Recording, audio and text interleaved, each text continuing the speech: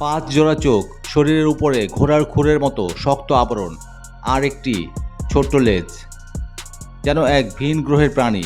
এটি রাজকাঁকড়া, ইংরেজিতে বলে হর্স হো ক্র্যাব। প্রিয় দর্শক, যে কাঁকড়ার নীল রক্ত লাখো মানুষের জীবন বাঁচায়, এই টপিকের উপরেই এই ভিডিওতে আজকে আলোচনা করব। একটি কাঁকড়া, তার রক্তের দাম শুনলে চমকে যাবেন। এই অশ্ব ক্ষুরাকৃতি কাঁকড়াটির রক্তের দাম লিটার প্রতি প্রায় 11 লক্ষ টাকা। বিজ্ঞানীরা বলছেন এই প্রজাতিটি 30 কোটি বছরেরও বেশি সময় ধরে পৃথিবীতে বিচরণ করছে। এই কারণেই এটিকে বলা হয় জীবন্ত জীবাশ্ম। এক সময় সমুদ্রে ব্যাপক বিচরণ ছিল এই কাঁকড়ার, তবে মানুষের কারণে এরা এখন বিপন্ন। বলতে গেলে মানুষের জীবন রক্ষা করতে গিয়ে এরা নিজেদের জীবন উৎসর্গ করে যাচ্ছে। এটা কিন্তু হেয়ালি নয়, সত্যি। মানুষের জীবন রক্ষাকারী প্রতিষেধকের পেছনে এই কাঁকড়ার অবদান এখনও অবিস্মরণীয়। নতুন আবিষ্কৃত কোনো ঔষধ বা প্রতিষেধক টিকা মানুষের শরীরের জন্য কতটা নিরাপদ, সেটি যাচাই করতে লাগে রাজকাঁকড়ার নীল রক্ত। অবিশ্বাস্য শোনালেও এই কাঁকড়ার রক্তের রং ফ্যাকাশে নীল। বেশ কয়েক দশক ধরে ইউরোপ ও আমেরিকার বহু গবেষণাগারে এই নীল রক্তের ব্যবহার হয়ে আসছে। এই কাজে প্রতি বছর লাখ লাখ রাজকাঁকড়ার শিকার করে পাঠানো হয় যুক্তরাষ্ট্রের বিভিন্ন গবেষণাগারে।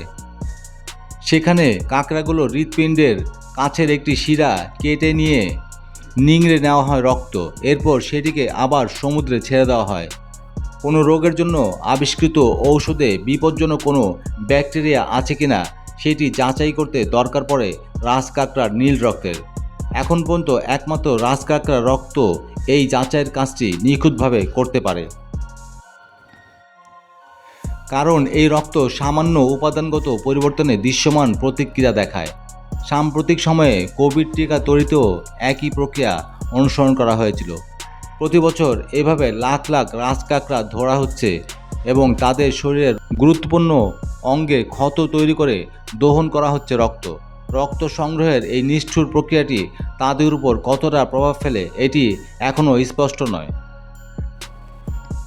প্রথম যখন পদ্ধতিটির ব্যবহার শুরু হয় তখন বিশেষজ্ঞরা ধারণা করেছিলেন রক্ত নেয়ার পর প্রকৃতিতে ছেড়ে দেওয়া প্রায় সব কাঁকড়াই অক্ষত থাকে, কিন্তু সাম্প্রতিক একাধিক গবেষণায় দেখা গেছে রক্ত নিংড়ে নেওয়া রাজকাঁকড়াদের 30% আর বাঁচে না।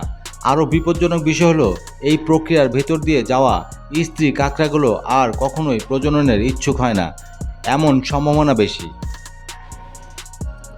যুক্তরাষ্ট্রের নিউ জার্সি অঙ্গরাজ্যে প্রাকৃতিক পরিবেশ সংরক্ষণ বিষয়ক দলের তথ্য অনুযায়ী শুধু যুক্তরাষ্ট্রে প্রতি বছর প্রায় 5 লাখ রাজকাঁকড়ার রক্ত সংগ্রহ করা হয়।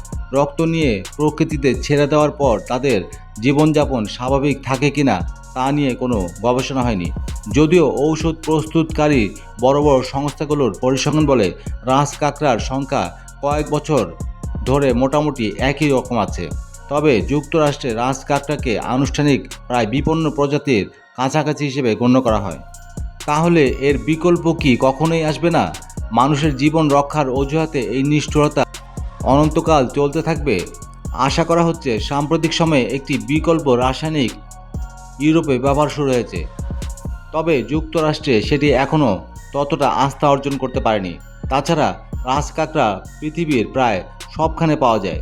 এই সহজলভ্যতার কারণেই ঔষধ প্রস্তুতকারক কোম্পানিগুলো বিকল্প খোঁজার গরজ করছে না। অবশ্য একটি বিকল্প ইউরোপে 2016 সালে অনুমোদন পেয়েছে। যুক্তরাষ্ট্রের কিছু সংস্থাও এতে যুক্ত হয়েছে। পরিবেশবিদদের এখন সবচেয়ে বড় উদ্বেগের বিষয় রাজকাঁকড়ার সংখ্যা, কারণ এরা সামুদ্রিক বাস্তুতন্ত্রের অত্যন্ত গুরুত্বপূর্ণ অংশ। সুতরাং জীববৈচিত্র্য রক্ষায় মানুষের প্রয়োজনে প্রাকৃতিক উৎসের উপর নির্ভরতা কমাতেই হবে। প্রিয় দর্শক, পরবর্তী ভিডিও আপলোড হওয়ার সাথে সাথে দেখতে চাইলে চ্যানেলটিকে সাবস্ক্রাইব করুন এবং পাশে থাকা বেল আইকনটি ক্লিক করুন।